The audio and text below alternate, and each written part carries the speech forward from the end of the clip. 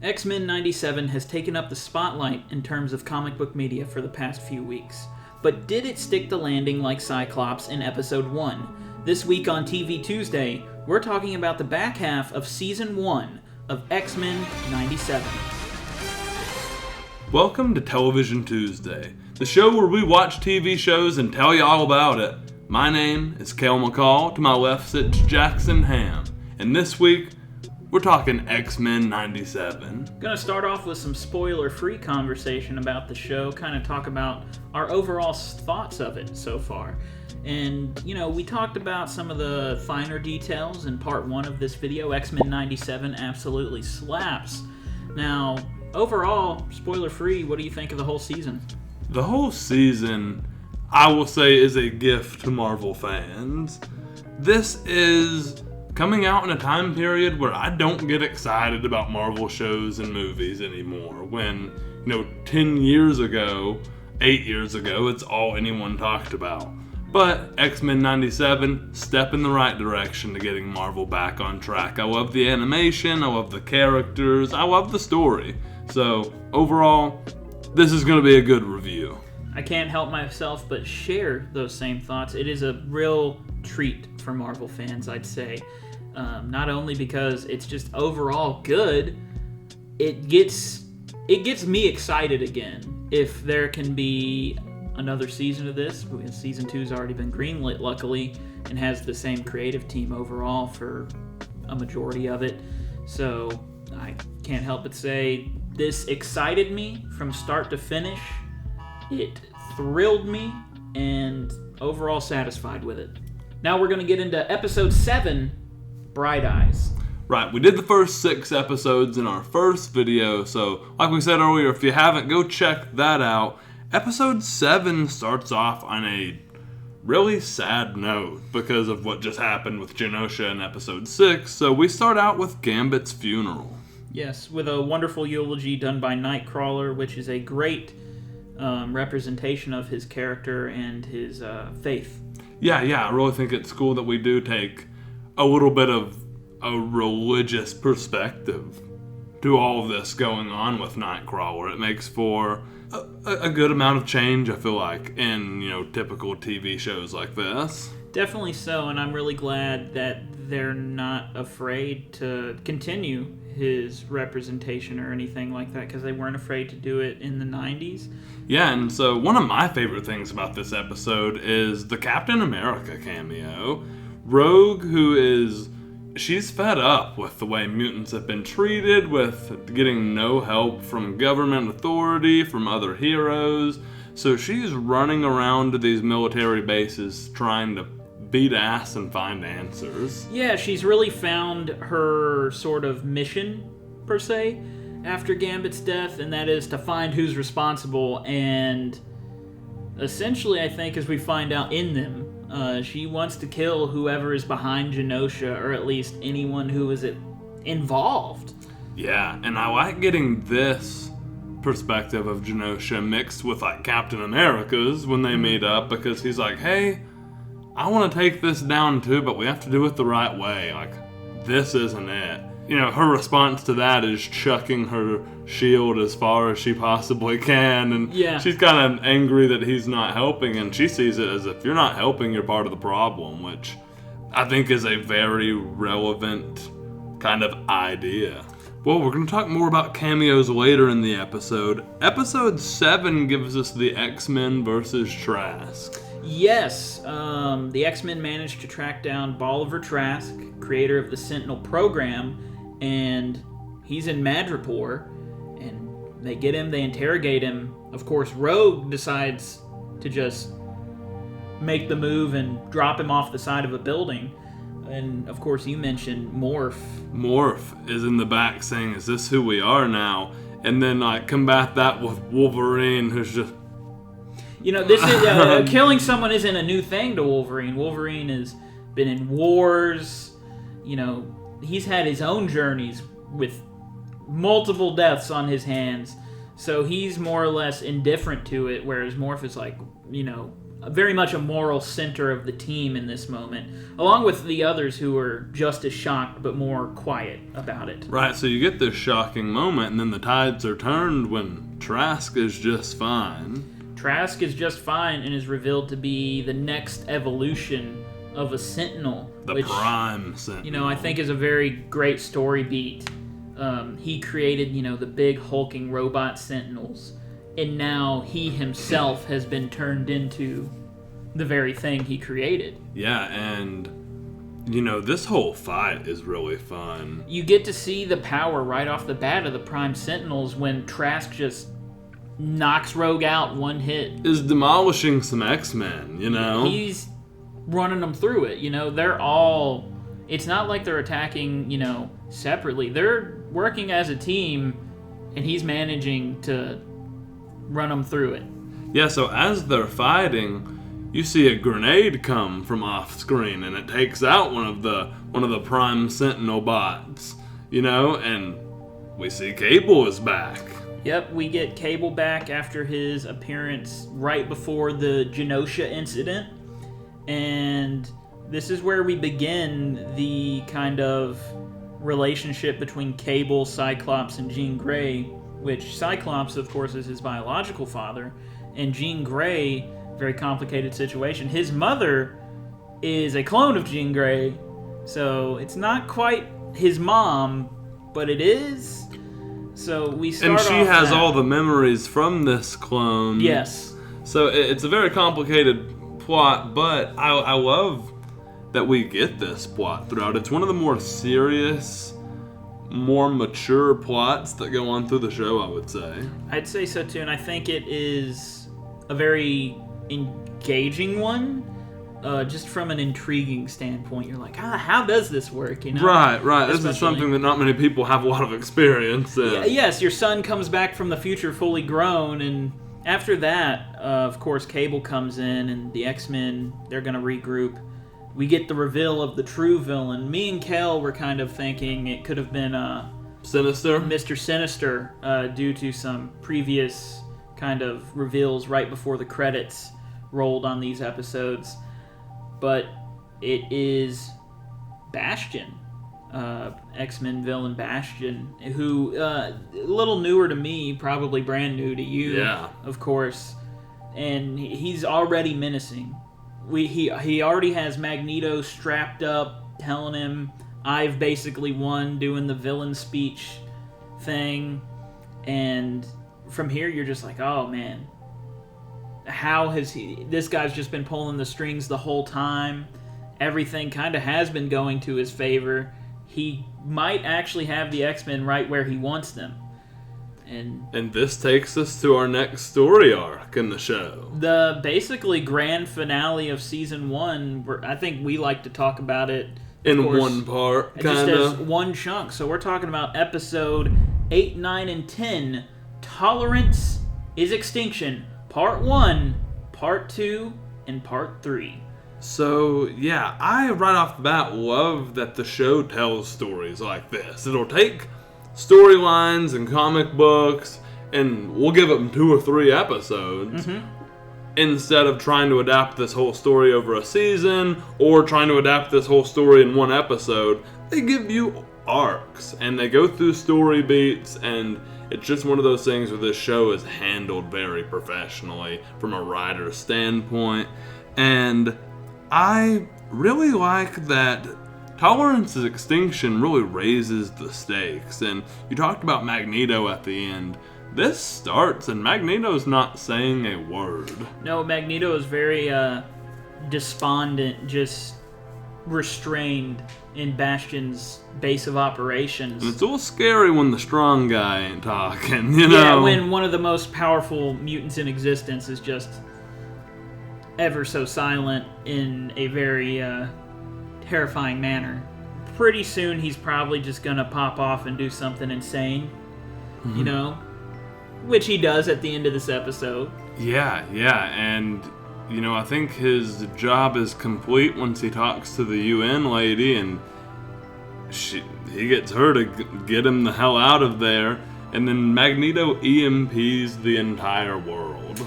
And the world just goes dark, But of course, it shuts down the Prime Sentinel attack. yes, while this was happening, the X-Men were investigating Bastion and the Prime Sentinels, and basically he launches an attack against the X-Men because he does kind of have him right where he wants them, separated and confused.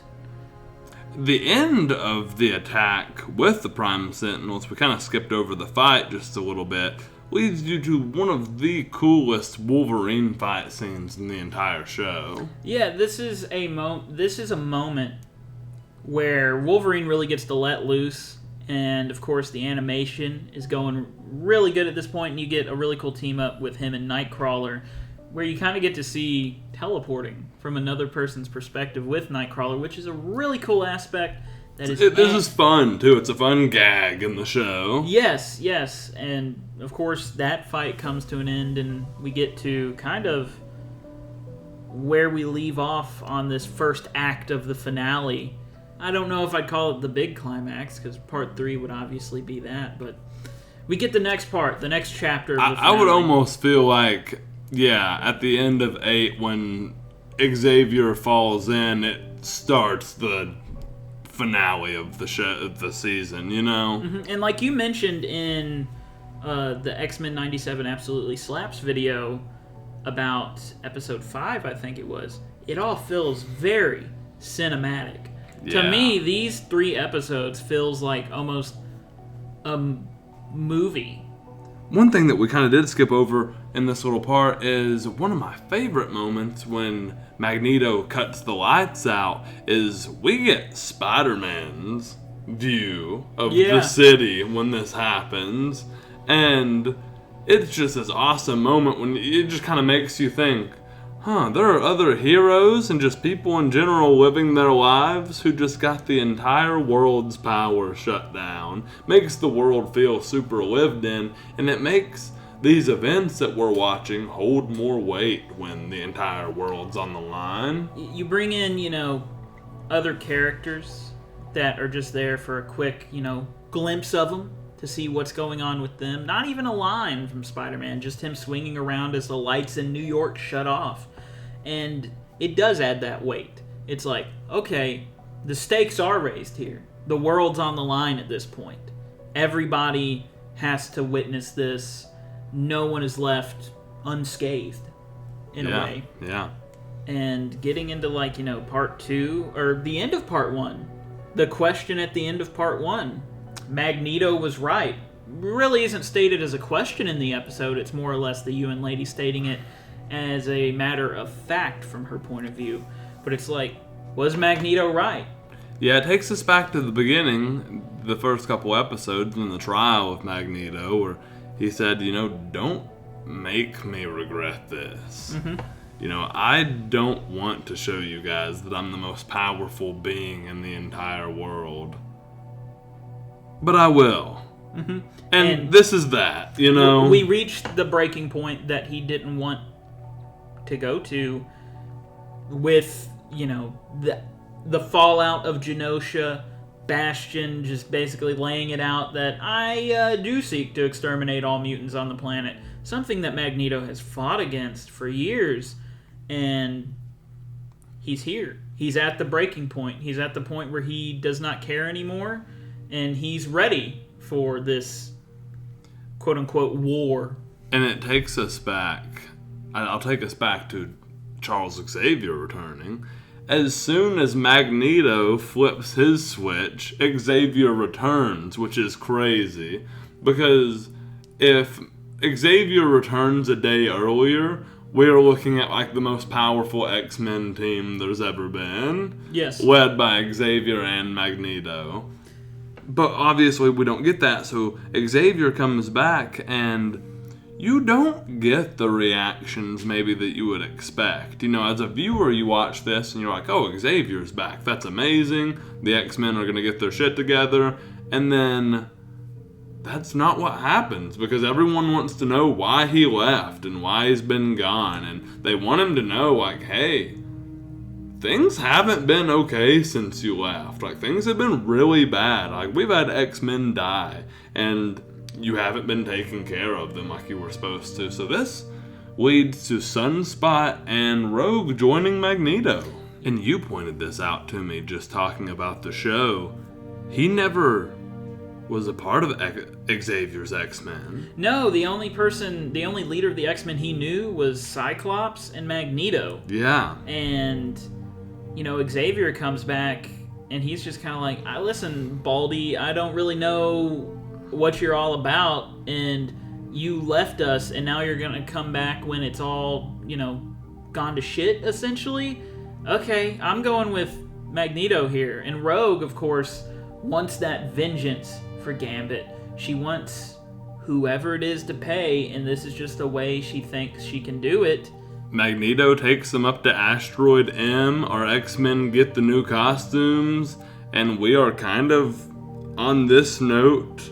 We do get some fighting going on. The blue and the gold X-Men teams have split up. Some are up in space, some are on ground fighting Bastion and Sinister. Yes. And this is an awesome fight. It's a really great fight. I got a comment. I love the old new costumes. We get some throwback costumes for the X-Men, which I like very much. Wolverine's is amazing. Absolutely. And of course, the fight up on Asteroid M is Magneto, Rogue, and Sunspot versus, an X-Men team led by Xavier and Cyclops.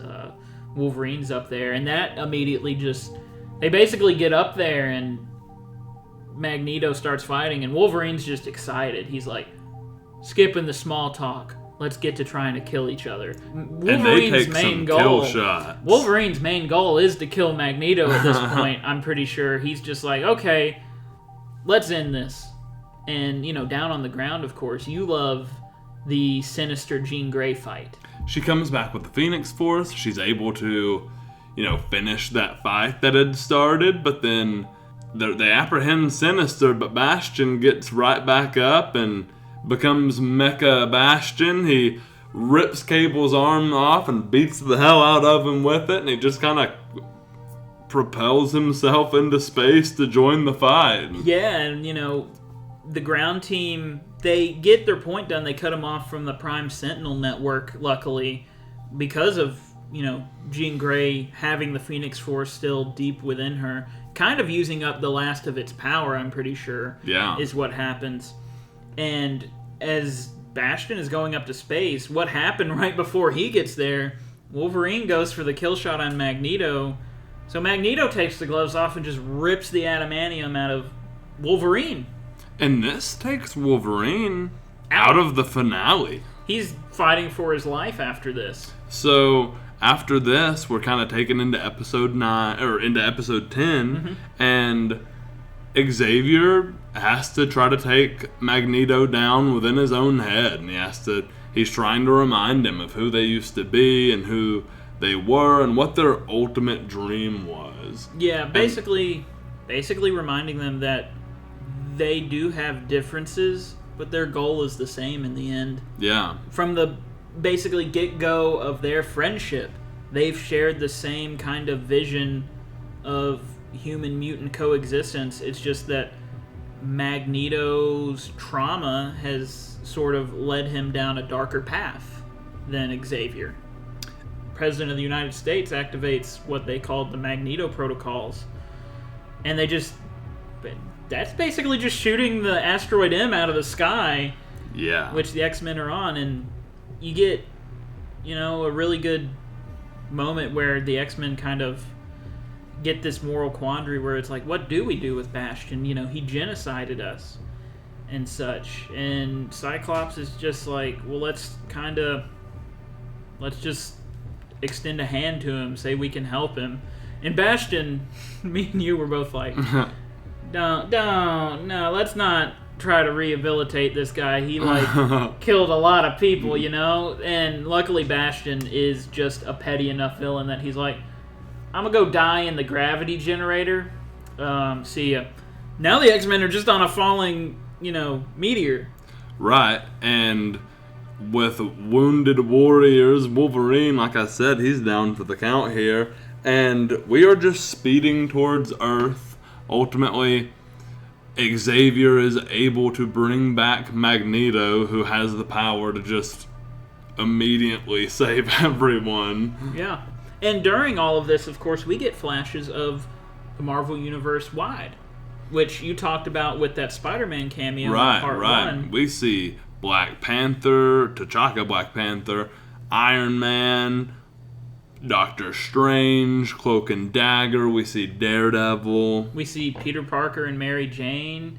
And, really just kind of reacting to the events. Daredevil is stopping sort of like madness that is broken out in lieu of the events. People kind of causing mayhem and trouble. Such a Daredevil thing to be doing during this, just helping the city, and Doctor Strange, I thought his cameo was really cool because he was using his magic to perform a surgery in a hospital without power. And again, like you said, it just fleshes out the world and tells us the X-Men are here, but everyone else is having to deal with this too.